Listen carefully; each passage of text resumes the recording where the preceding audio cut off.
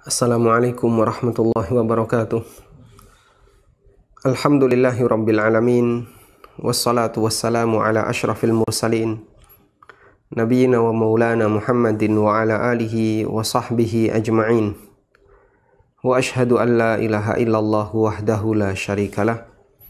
Wa ashhadu anna Muhammadan abduhu wa rasuluh sallallahu alaihi wa ala alihi wa sahbihi wa sallama tasliman katsira, thumma amma ba'd.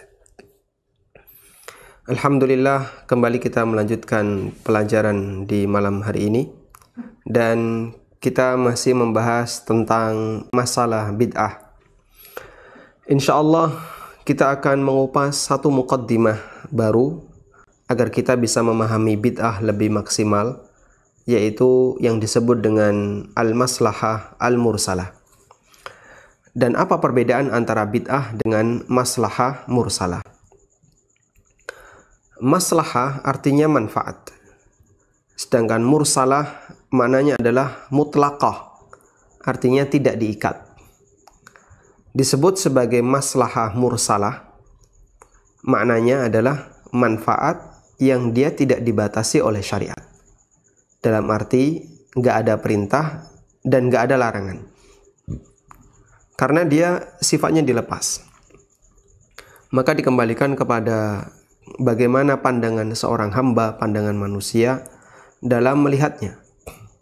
Sehingga ketika di satu kondisi dia melihat itu memberikan maslahah dan kebaikan bagi masyarakat, sementara di sana tidak ada perintah dan tidak ada larangan, maka keberadaan maslahah mursalah boleh untuk diamalkan.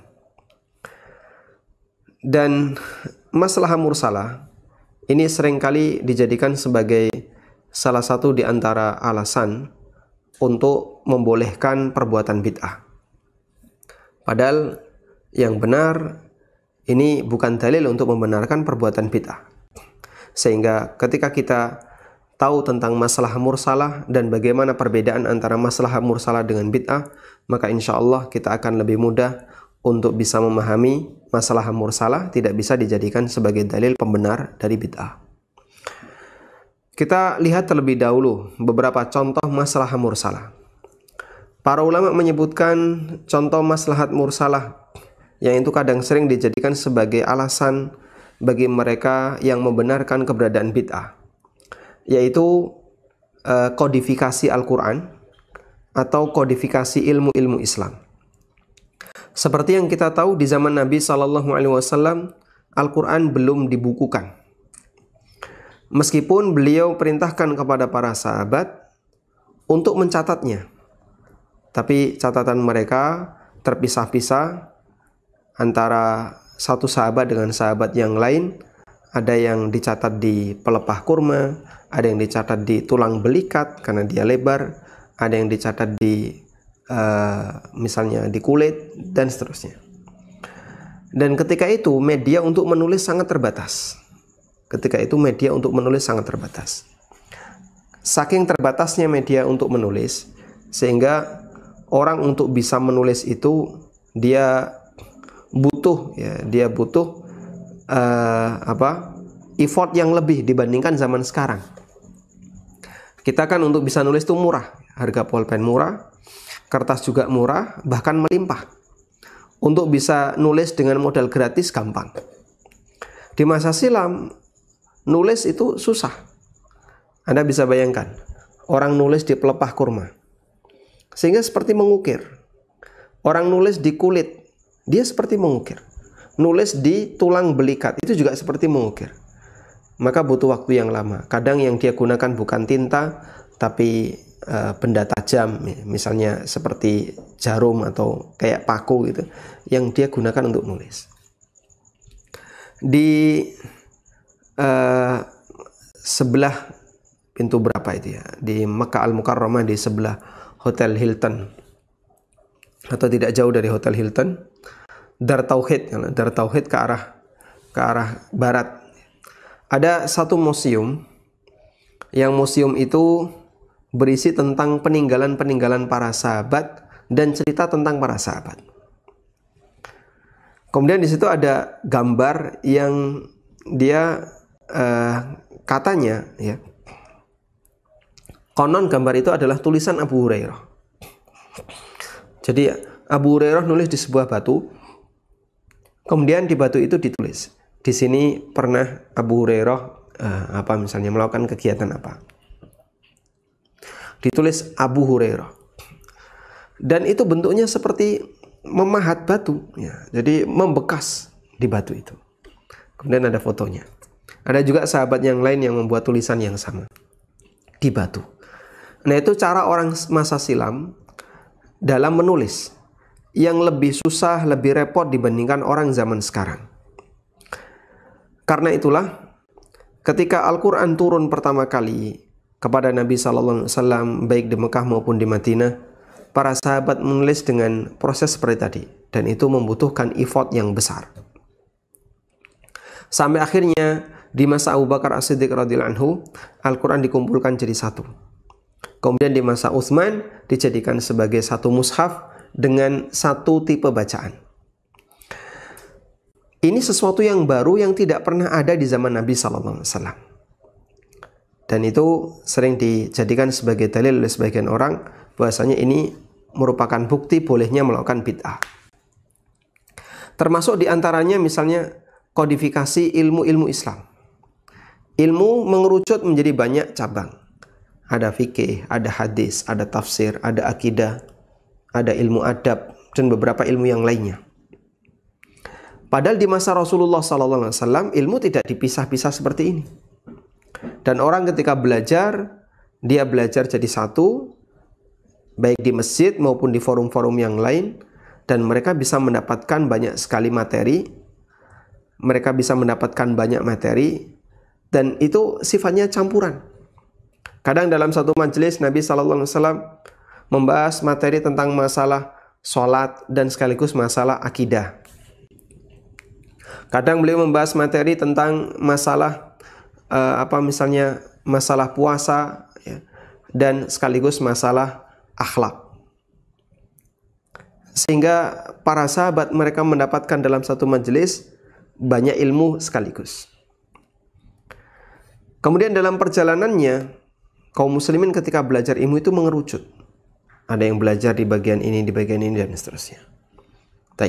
Nah, sebagian mereka yang menganggap ada bid'ah hasanah ini dijadikan sebagai dasar bid'ah hasanah. Dan masih banyak contoh yang lainnya.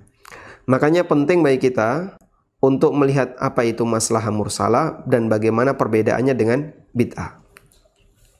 Jamaah yang dimuliakan Allah Subhanahu wa taala, saya menyimpulkan dari buku yang ditulis oleh Profesor Dr. Muhammad Al-Jizani hafizahullah taala dalam karya beliau yang berjudul Qawaid Ma'rifatil Bid'ah, kaidah mengenal bid'ah. Beliau menyebutkan persamaan dan perbedaan maslahat mursalah dengan bid'ah. Persamaan maslahat mursalah dengan bid'ah, kata beliau, yang pertama, anna kullan minhuma mimma lam yu'had wuqu'uhu fi asratin nubuwah. Fi asrin nubuwah.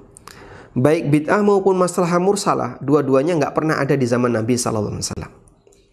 Baik bid'ah maupun maslahah mursalah, dua-duanya nggak pernah ada di zaman Nabi SAW.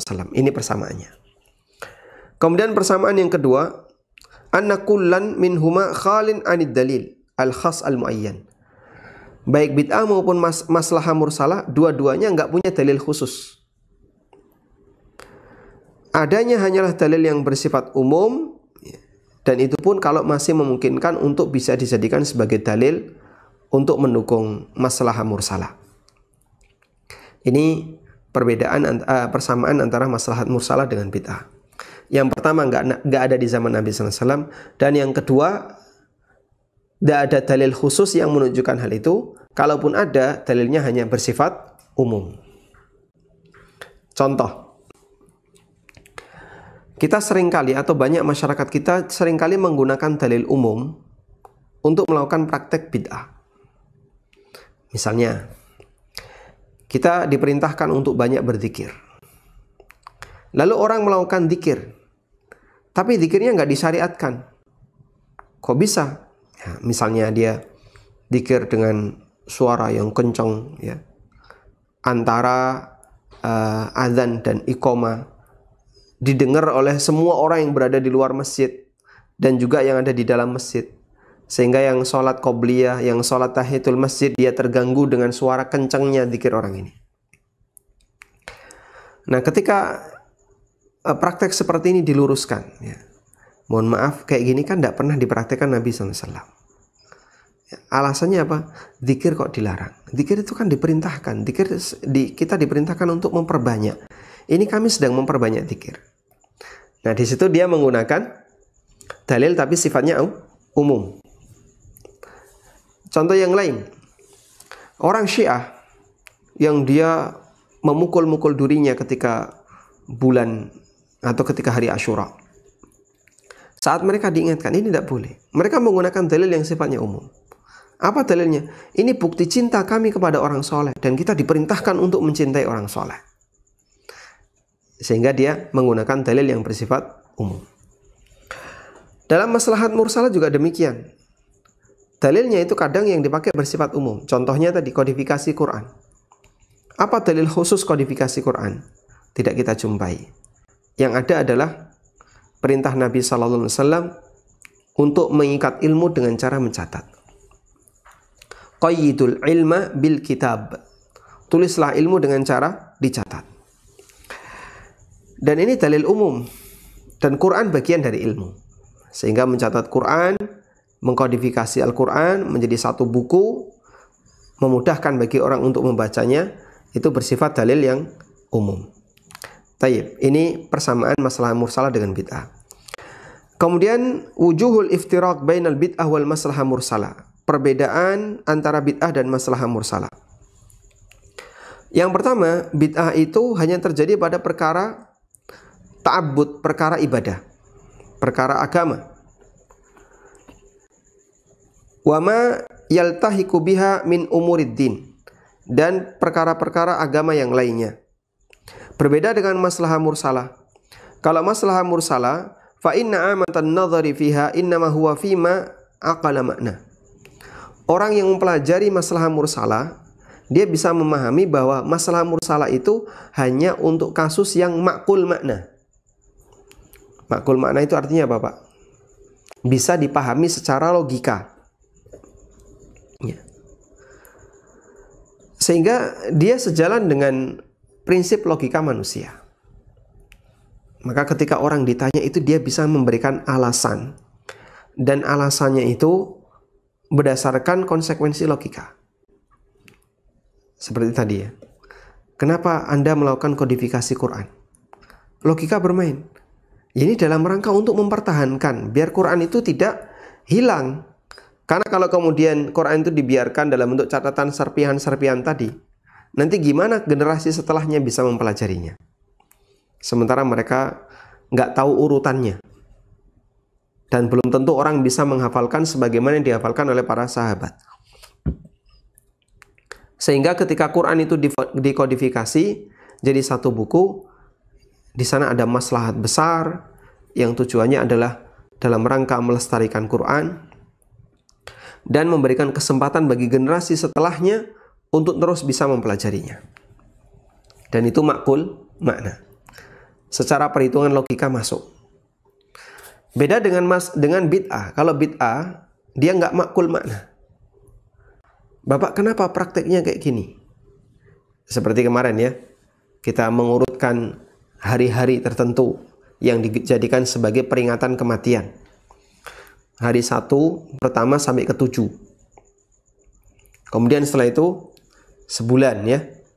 Kemudian setelah sebulan 100. Setelah 100 tahun, 2 tahun sampai nyewu.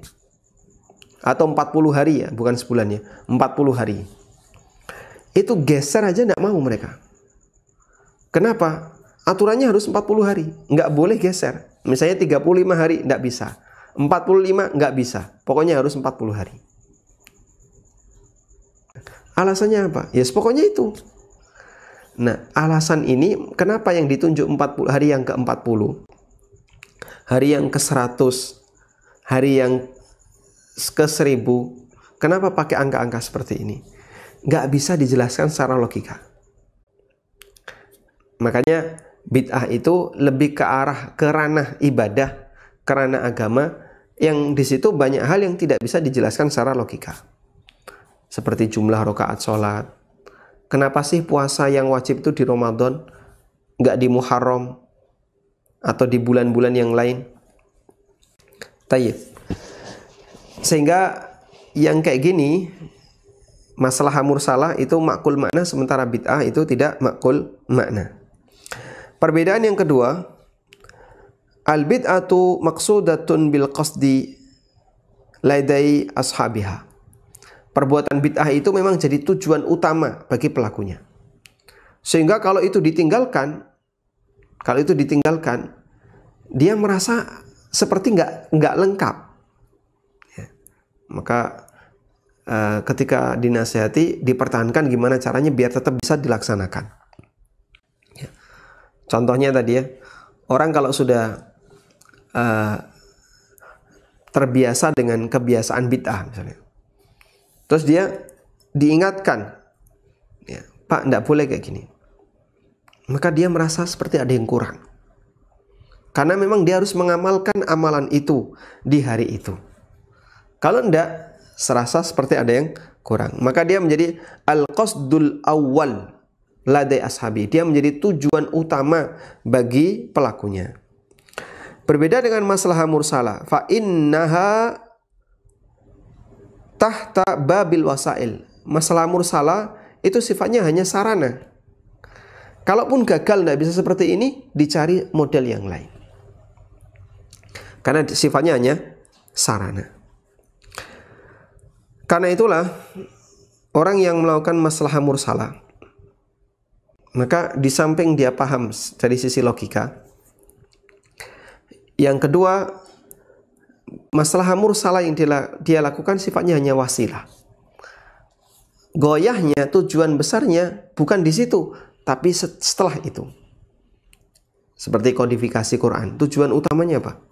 Bukan sebatas nulis Quran, tapi tujuan utamanya adalah agar generasi setelahnya mereka bisa mempelajari Al-Quran. Dan itu masuk kategori masalah mursalah. Kemudian yang berikutnya, 1, 2, 3 ya. Yang ketiga, bid'ah itu justru semakin memberatkan. Kalau masalah mursalah itu justru semakin meringankan. Karena memang asas masalah mursalah adalah gimana agar orang bisa mendapatkan manfaat. Ya. Karena itulah masalah mursalah ta'udu bit takhfif 'alal mukallafin. Ya. Meringankan para mukallaf, orang-orang yang mendapatkan tugas syariat. Waraf'ul haraji anhum, dan tujuannya dalam rangka untuk biar orang nggak kesusahan. Ya. Berbeda dengan bid'ah. Kalau bid'ah ta'ulu ila tasydid 'alal mukallafin, justru semakin memperberat bagi mukallaf. Itu bid'ah. Kalau masalah mursalah sifatnya malah memperingan. Makanya ketika orang mempraktikkan bid'ah, dia seperti memberikan tambahan ibadah. Kalau masalah mursalah, karena dia bentuknya bukan ibadah, itu melayani manusia agar fasilitas hidupnya biar bisa lebih maksimal. Kemudian berikutnya tentang perbedaan antara masalah mursalah dengan bid'ah. Al-bid'atu munaqidatun li maqasidis syariah. Bid'ah itu bertentangan dengan tujuan besar syariat. Sedangkan masalah mursalah, agar dia bisa disebut sebagai masalah yang syar'i, maka la budda an tandarija tahta maqasid asy-syariah.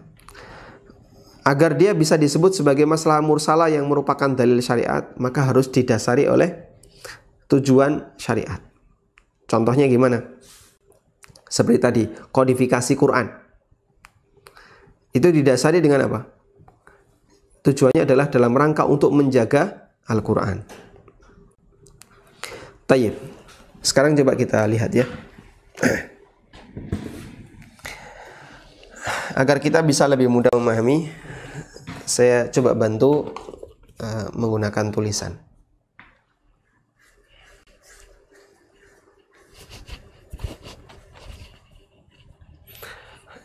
Tayyib. Jadi jamaah yang dimuliakan Allah Ta'ala, kita sedang belajar maslahah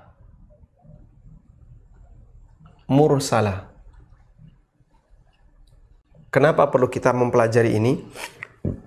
Karena ini salah satu di antara alasan mereka yang membolehkan bid'ah dan menyebutnya sebagai bid'ah hasanah.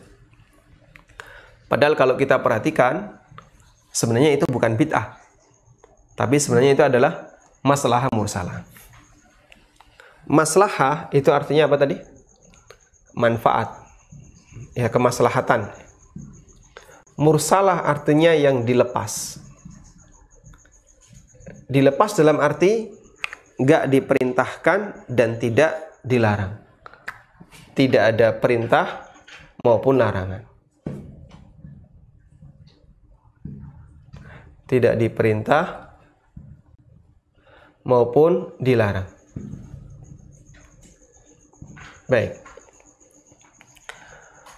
Kemudian kita juga perlu tahu perbedaan antara maslahah mursalah dengan bid'ah. Yang tadi kita sampaikan beberapa di antaranya. Yang menonjol di antaranya tadi disampaikan oleh Syekh Dr. Muhammad Al-Jizani. Untuk maslahah mursalah, saya singkat dengan MM. Ya.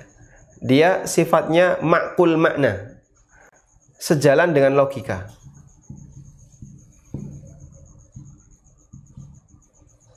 Sejalan dengan logika. Seperti misalnya kodifikasi Quran tadi yang kita kasih contoh. Pengelompokan ilmu-ilmu Islam, ada ilmu fikih, ilmu tafsir, akidah dan seterusnya. Ketika orang yang melakukan itu ditanya, kenapa kok harus dikelompokkan seperti ini? Dia bisa jawab, karena kita punya keterbatasan, nggak sebagaimana sahabat. Sementara ilmu itu sangat luas.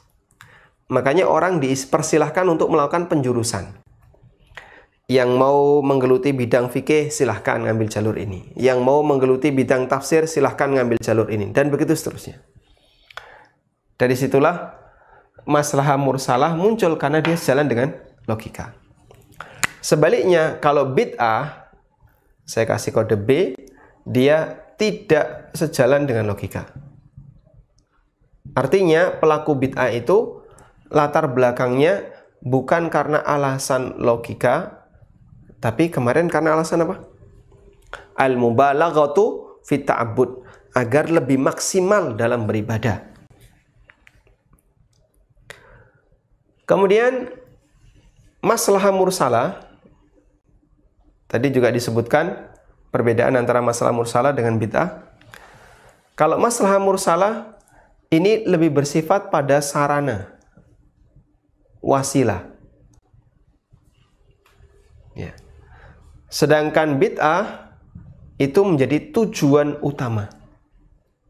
Makanya kalau nggak dilakukan, pelakunya seperti merasa ada yang hilang. Kalau masalah mursalah nggak dilakukan, dia bisa cari yang lain. Contoh misalnya, orang tidak bisa melakukan kodifikasi Quran. Apakah kemudian dia merasa seperti ada yang hilang? Tidak. Yang dia lakukan gantinya apa? Banyak menghafal. Maka ketika dia banyak menghafal, dia mengambil jalur wasilah yang lain dan tidak mengambil jalur wasilah yang tadi. Sehingga masalah mursalah seperti ini sifatnya hanya wasilah. Tujuannya gimana agar bisa belajar. Maka tujuan utamanya bukan yang penting Quran itu terbukukan, tapi tujuannya adalah agar orang bisa belajar. Baik. Kemudian berikutnya, tadi juga kita sebutkan bahwa maslahah mursalah itu lebih bersifat memenuhi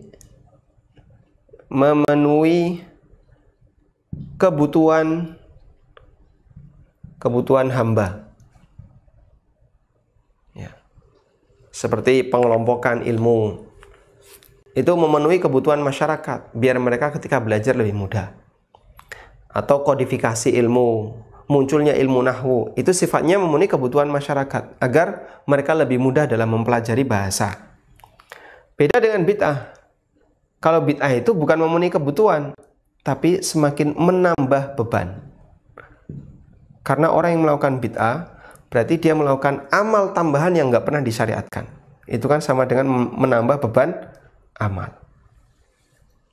Baik.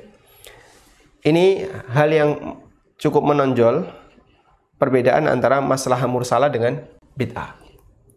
Nah, para ulama sering menggunakan ini sebagai ukuran untuk menyebut bahwasanya itu masuk kategori maslahah mursalah. Dengan metode ini, insya Allah mudah bagi kita untuk bisa mengenali maslahah mursalah. Metodenya begini. Orang melakukan amal.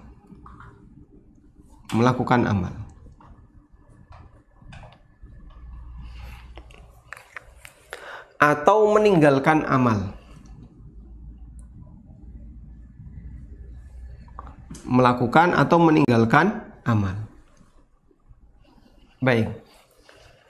Itu pasti ada latar belakangnya. Pasti di situ didasari oleh dua hal. Yang pertama adalah faktor pendorong.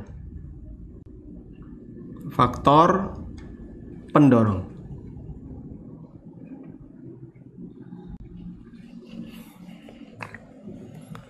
Yang kedua, keberadaan penghalang.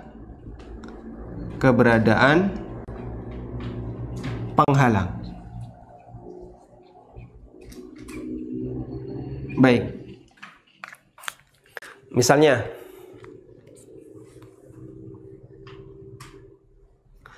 kenapa kamu melakukan perbuatan ini?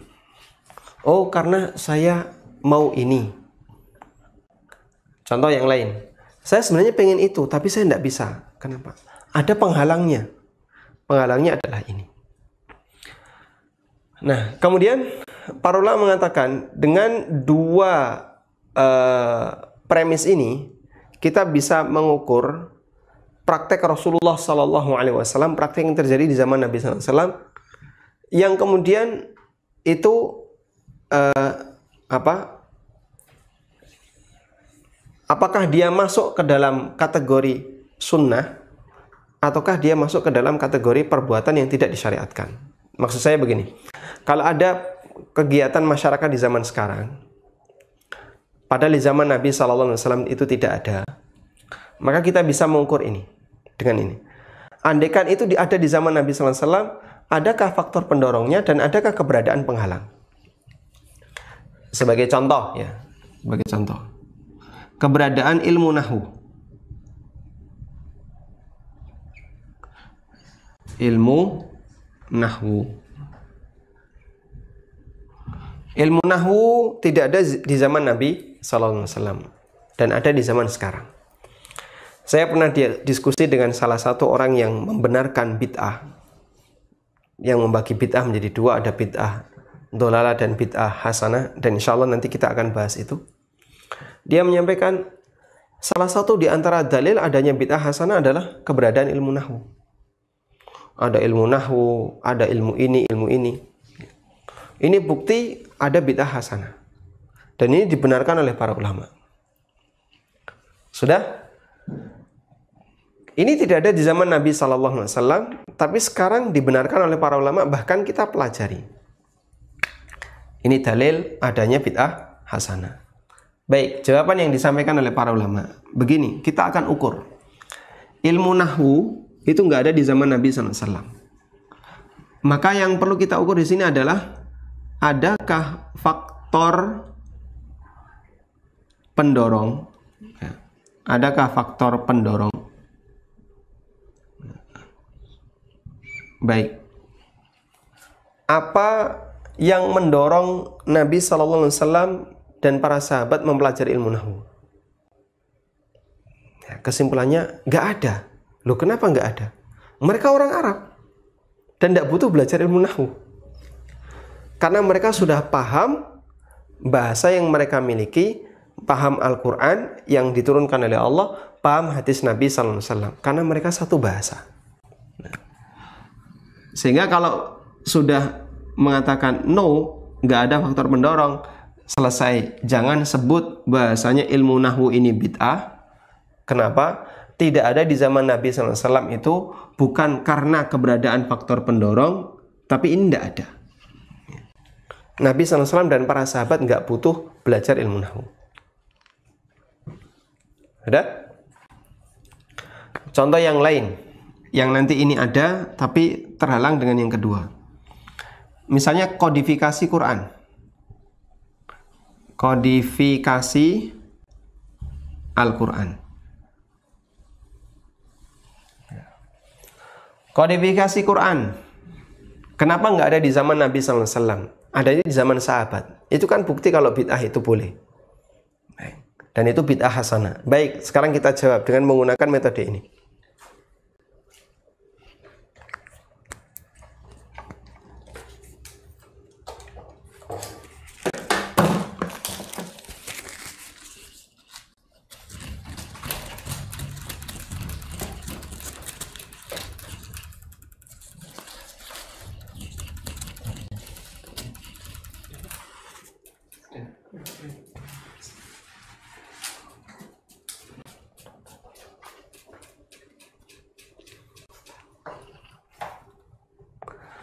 Kita coba lihat kodifikasi Quran. Kodifikasi Quran, kenapa nggak ada di zaman Nabi sallallahu alaihi wasallam dan ada di zaman sahabat? Bukankah itu bukti kalau bid'ah itu boleh?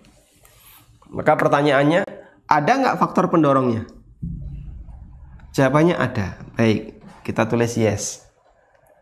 Nah, sekarang lihat, ada nggak penghalangnya? Ada nggak penghalangnya? Oh, ternyata ada. Ya, ada. Kalau ada, berarti jangan sebut itu bid'ah. Kenapa? Tidak ada di zaman Nabi sallallahu alaihi wasallam karena ada penghalangnya. Sehingga ada faktor pendorongnya. Al-Quran ditulis dalam satu buku itu ada faktor pendorongnya. Apa faktor pendorongnya? Lebih mudah dipelajari, mudah untuk disimpan, mudah untuk dihafalkan, dan faktor pendorong yang lainnya. Dan tentu kaum muslimin menghendaki itu. Bahkan Nabi sallallahu alaihi wasallam sudah memberikan motivasi meskipun sifatnya umum, qayyidul ilma bil kitab. Ikatlah ilmu dengan mencatat. Dan beliau juga perintahkan kepada para sahabat untuk mencatat ilmu. Berarti atau mencatat Al-Qur'an, tapi dengan keterbatasan yang mereka punya. Berarti faktor pendorongnya ada. Cuman mereka punya penghalang. Apa penghalangnya? Selama wahyu itu turun, maka masih memungkinkan terjadinya nasakh dan mansukh. Sehingga ketika Nabi sallallahu alaihi wasallam mendapatkan wahyu, lalu dicatat oleh sahabat, andaikan itu dalam satu buku, maka nanti akan terlalu banyak nasakh dan mansukh, coret-coretan. Makanya di situ menjadi faktor penghalang. Adanya wahyu yang masih turun itu menjadi faktor penghalang. Karena Allah Subhanahu wa taala berkehendak misalnya di akhir hayat beliau, surat ini dihapus, ayat ini dihapus, gantikan yang ini. Dan aneka nasakh mansukh yang lainnya. Atau ada tambahan. Karena memungkinkan ada tambahan, nggak mungkin dilakukan kodifikasi.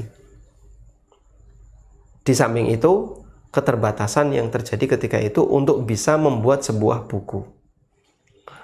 Maka jamaah, kenapa tidak dilakukan kodifikasi Al-Quran di zaman Nabi sallallahu alaihi wasallam? Karena ada faktor penghalang. Beda dengan di zaman kita ya. Kalau di zaman kita, orang nulis begitu mudah. Ngeditnya juga gampang. Ngubahnya gampang.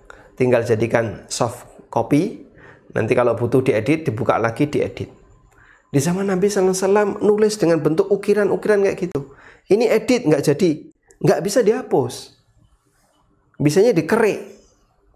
Dikerik baru bisa ditulisi ulang. Dan itu akan sangat merepotkan. Karena itu beliau perintahkan kepada para sahabat untuk nulis sebisanya. Dan kalaupun ada nasakh, ada penghapusan, maka yang sudah ditulis ini diganti dengan yang lain. Baik. Nah, gunakan dua premis ini untuk menilai kenapa itu tidak ada di zaman Nabi SAW tapi ada di zaman sekarang, dan itu diakui oleh para ulama. Ya. Contoh yang lain misalnya belajar dengan sistem kurikulum. Belajar dengan sistem kurikulum itu kan dipraktekkan di Universitas Islam Madinah, di kampus yang katanya misalnya dianggap radikal, atau kampus yang sering menyuarakan anti syirik dan bid'ah. Padahal yang namanya belajar berkurikulum tidak pernah ada di zaman Nabi SAW.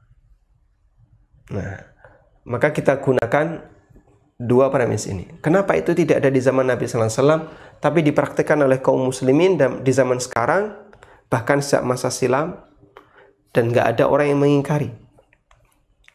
Kembali kepada ini. Ada nggak faktor pendorong di zaman Nabi SAW untuk ngajari masyarakat pakai kurikulum? Misalnya, jawab, ada. Apa faktor pendorongnya? Biar lebih mudah. Biar orang bisa paham dengan cara yang baik. Baik, bisa kita terima. Sekarang ada nggak penghalangnya? Kalau ada penghalangnya, maka jangan katakan tidak ada di zaman Nabi SAW dan ada di zaman sekarang, itu bagian dari bid'ah. Jawabannya, kita bisa nyatakan ada penghalangnya. Bagaimana keberadaan penghalangnya? Karena Nabi SAW diperintahkan oleh Allah untuk menyampaikan wahyu semua yang turun kepada beliau. Dan itu disampaikan oleh Allah Subhanahu wa taala sesuai yang Allah kehendaki. Sehingga kadang materinya masalah tauhid plus di situ ada materi fikih. Materi masalah Al-Qur'an plus di situ ada materi tauhid dan akidah. Maka campur-campur seperti itu karena Allah menghendaki demikian. Sehingga nggak mungkin kemudian diklasifikasi. Sahabat yang mau belajar fikih di masjid sudut sana, yang mau belajar tafsir di masjid sudut sini, yang mau belajar apalagi di posisi ini, lalu beliau bergantian datang. Tidak mungkin seperti itu. Tapi yang terjadi adalah beliau sampaikan apa adanya sebagaimana diperintahkan oleh Allah Subhanahu wa taala dan diwahyukan oleh Allah taala. Nah, ketika tidak ada di zaman Nabi sallallahu alaihi wasallam, namun ada di zaman sahabat, dan para ulama tidak menjadikannya sebagai bid'ah karena pertimbangan dua ini. Ada faktor pendorong ataukah tidak di zaman Nabi sallallahu alaihi wasallam? Adakah keberadaan penghalang ataukah tidak di zaman Nabi sallallahu alaihi wasallam? Kalau dua hal ini ada, berarti jangan sebut itu bagian dari bid'ah. Dan masih banyak contoh yang lainnya. Ya. Sehingga, Pak, dulu kan nggak ada orang berangkat haji pakai pesawat. Itu bid'ah dong. Ya, pertanyaannya di zaman Nabi SAW ada pesawat nggak? Nggak ada, ya udah selesai.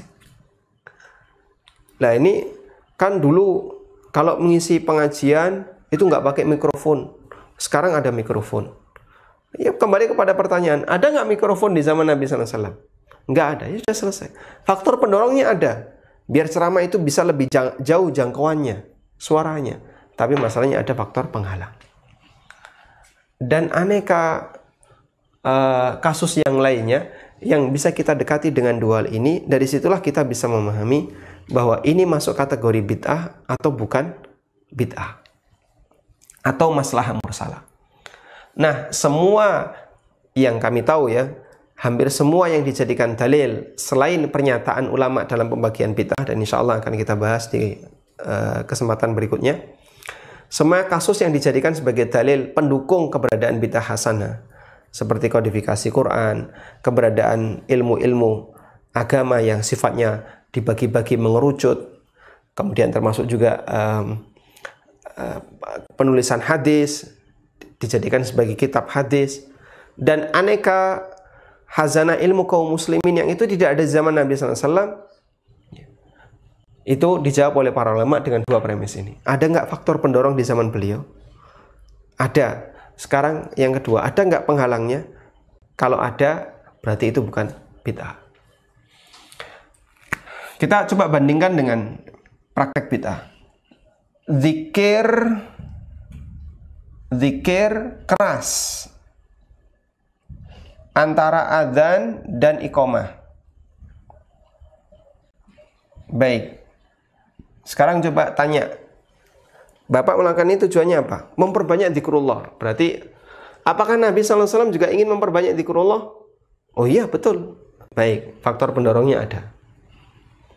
Ada nggak penghalang? Kenapa Nabi SAW tidak melakukannya?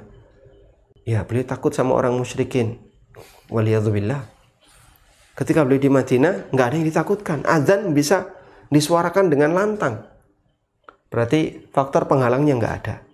Pendorongnya ada, tapi penghalangnya nggak ada. Namun Nabi SAW tidak melakukannya, menunjukkan kalau itu bukan sunnah beliau. Contoh yang lain, misalnya peringatan kematian. Nah, orang tuh kalau mati diperingati dengan aneka hari, ya. Sudah. Mereka yang mempraktekkan peringatan kematian ditanya, Pak, tujuannya apa sih? Ya, dalam rangka ngirim doa, Mas, biar yang mati mendapatkan siraman doa. Baik. Apakah Nabi SAW sayang kepada orang yang sudah mati? Beliau sangat sayang. Beliau mendoakan mereka. Sehingga beliau juga punya faktor hal itu. Andaikan ini diperbolehkan, beliau punya faktor itu. Ingin memperbanyak berdoa untuk mayit dan seterusnya. Pertanyaan yang kedua adalah, apakah ada penghalang sehingga Nabi SAW tidak melakukannya? Enggak ada. Apa susahnya beliau mengumpulkan para sahabat, ayo kita main ke rumahnya fulan karena dia baru saja meninggal dunia, nanti kita tahlilan di situ. Tidak ada faktor penghalangnya. Faktor penghalangnya apa? Oh, nanti takut jangan-jangan Nabi SAW diteror sama orang Yahudi misalnya. Faktor itu kan tidak ada. Nah, ketika faktor pendorongnya ada, tapi keberadaan penghalang tidak ada, namun Nabi SAW tidak melakukannya, itu bukti bahasanya itu bukan bagian dari sunnah beliau SAW. Ya. Nah, Anda bisa gunakan dua metode ini, dua premis ini untuk mengukur apakah itu masuk kategori masalah mursalah ataukah bid'ah. Semoga bisa dipahami ya. Baik, kita masih punya mukaddimah-mukaddimah yang lain yang saya berharap Anda bisa mengikutinya secara istiqomah, sehingga kita punya gambaran yang lebih menyeluruh tentang masalah bid'ah. Insya Allah di kesempatan besok kita akan membahas tentang bid'ah hasanah dan pembagian bid'ah. Adakah bid'ah hasanah? Wallahu ta'ala alam. Demikian, semoga menjadi kajian yang bermanfaat. Wassallallahu ala nabiyyina Muhammadin wa ala alihi wa sahbihi wa sallam. Wa akhiru da'wana anil hamdulillahi rabbil alamin. Wassalamualaikum warahmatullahi wabarakatuh.